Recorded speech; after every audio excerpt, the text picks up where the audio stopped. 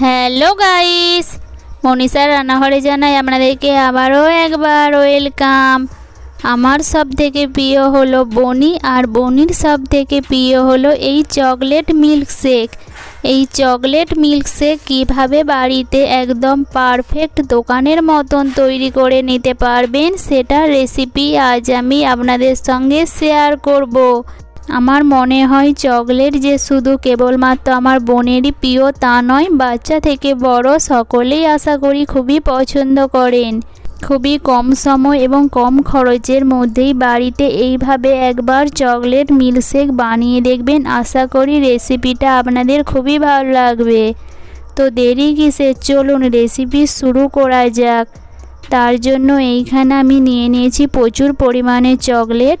আপনারা আপনাদের পছন্দ মতো অনুযায়ী চকলেট ব্যবহার করে নিতে পারেন। এখন এগুলো খাপ থেকে বের করে নেব।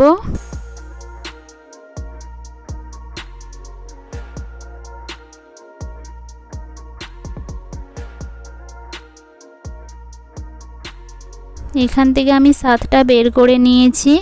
এখন এগুলোকে দিয়ে দেব মিক্সির জারের মধ্যে। এগুলোকে আমি নর্মাল টেম্পারেচারে রেখেছিলাম। আপনারা যদি ফ্রিজের মধ্যে রাখেন তাহলে এগুলোকে একটু ছোট ছোট টুকরো করে নেবেন, না হলে এগুলো দুধের সঙ্গে মিক্স হতে একটু অসুবিধাই হবে। আর একটা নিয়েছিলাম মাঞ্চ ক্যাডবেরি, সেইখান থেকে আমি অর্ধেকটা দিয়ে দেব। বনি চকলেট এতই ভালোবাসে যে চকলেট মিল্কশেক বানানোর আগে এই চকলেটটার অর্ধেকটারও বেশি খেয়ে নিয়েছে। বাকি যে অবশিষ্টটা ছিল সেটা আমি এর মধ্যে দিয়ে দেব। তার সঙ্গে একটা আমুল কুল এখানে আমি অ্যাড করে দেব। আপনারা আমুল কুলের পরিবর্তে দুধও দিতে পারেন, কিন্তু আমুল কুলটা দেওয়ার ফলে টেস্টটা একটু বেশি বেড়ে যাবে। এখন মিক্সচারের মুখটা ভালোভাবে বন্ধ করে নেওয়ার পর সব কিছু ভালোভাবে মিক্স করে দেব। এইখানে ঢাকনাটা আমি একটু খুলে দেখাচ্ছি, দেখুন সব কিছু কিন্তু ভালোভাবে আমুল কুলের সঙ্গে মিক্স হয়ে গেছে। এখন এর মধ্যে অ্যাড করে দেব পরিমাণ মতো দুধ। দুধটাকে ভালোভাবে গরম করে নেওয়ার পর ঠান্ডা করে নিয়ে আমি 1 ঘন্টা আগে থেকে ফ্রিজের মধ্যে রেখেছিলাম, দুধটা যাতে ভালোভাবে ঠান্ডা হয়ে যায়। এইখানে আমি এক্সট্রা করে আর কোনো গ্লাসের মধ্যে বরফ অ্যাড করব না। আপনারা যদি ঠান্ডা ঠান্ডা পছন্দ করেন তাহলে এই গ্লাসের মধ্যে 4 থেকে 5 টুকরো বরফ দিয়ে দিতে পারেন। এখন এই গ্লাসের চারিদিকে দেখতে সুন্দর লাগার জন্য একটু করে সিরাপ লাগিয়ে নেব। দুটো গ্লাসের মধ্যেই ভালোভাবে লাগিয়ে নেওয়ার পর আগে থেকে চকলেট এবং দুধের যে মিশ্রণটা তৈরি করে রেখেছিলাম সেটাকে গ্লাসের মধ্যে দিয়ে দেব।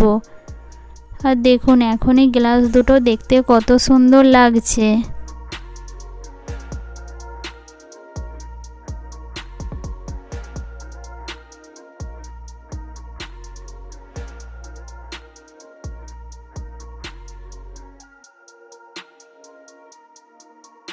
এর ওপর দিয়েও একটা চকলেটকে এইভাবে গ্রেটারের সাহায্যে গ্রেট করে দিয়ে দেব, যাতে গ্লাসগুলো আরও দেখতে সুন্দর লাগে এবং একদম পারফেক্ট দোকানের মতন তৈরি হয়।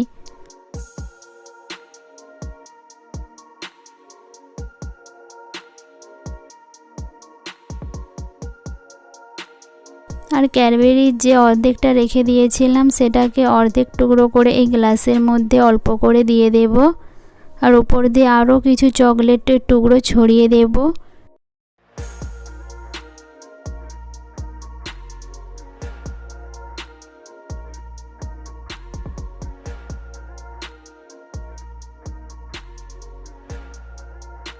রেসিপিটা ভালো লাগলে অবশ্যই পরিবারের সঙ্গে শেয়ার করবেন। দেখা হবে এইরকমই নতুন নতুন রেসিপি নিয়ে। ততক্ষণে সবাই সুস্থ থাকবেন, ভালো থাকবেন, টাটা, বাই বাই।